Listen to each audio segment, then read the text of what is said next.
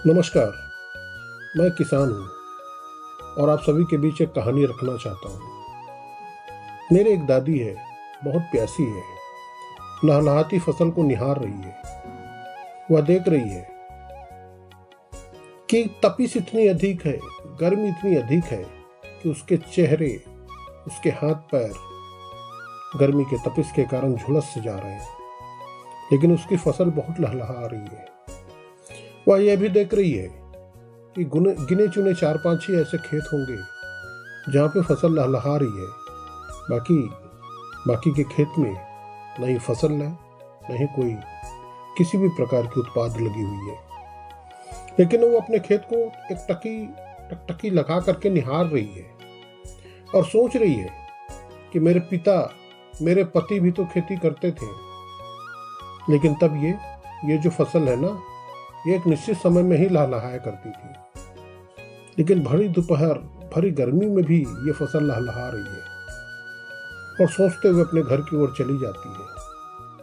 सोचती है कि मेरे पति ने नलकूप कराया था और नलकूप कराने के बाद वो ऐसे फसल का चयन करते थे जिसमें पानी की लागत या पानी की आवश्यकता कम रहे, लेकिन फिर भी उसकी खेत लहलहा रही थी।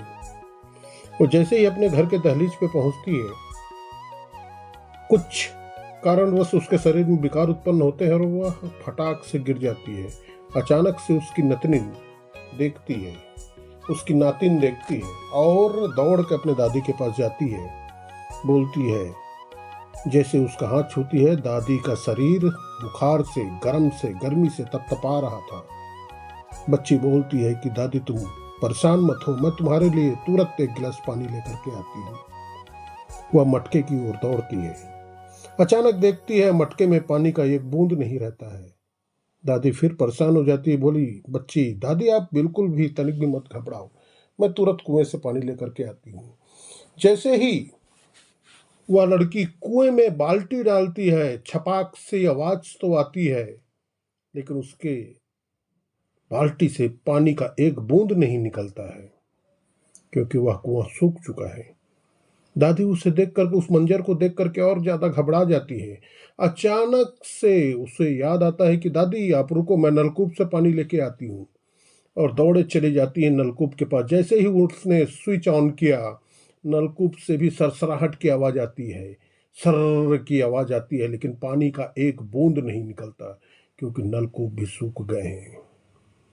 उसकी दादी प्यासी है, गोली खाने के लिए पानी तक नहीं है। दादी तो परेशान ही है, साथ ही साथ उसकी नातिन भी परेशान है कि मैं अपनी दादी को गोली कैसे खिलाऊं, उसकी प्यास कैसे बुझाऊं। ये कोई कहानी नहीं, हकीकत है। अगर हम ग्रीष्मकालीन धान के बदले अन्य फसल नहीं लेंगे और हम केवल अपनी आर्थिक दशा मजबूत करने के लिए गांव का पानी खींच करके गर्मी के फसल के रूप में धान लगा करके लहलहाती फसल तैयार करेंगे, तो यकीन जानिए और यकीन मानिए, बहुत सारी दादियों के गले सूख जाएंगे, बहुत सारे बच्चे पानी के लिए मोहताज हो जाएंगे। अभी भी वक्त है मित्रों, सोचो और समझो, और ग्रीष्मकालीन धान को छोड़ करके उसके बदले दलहन, तिलहन आदि ऐसे फसल लगाइए जिससे उत्पादन अधिक हो, लागत कम हो और आपकी आर्थिक स्थिति मजबूत हो और पानी का संरक्षण हो सके। बहुत शुक्रिया, बहुत धन्यवाद आप सभी का।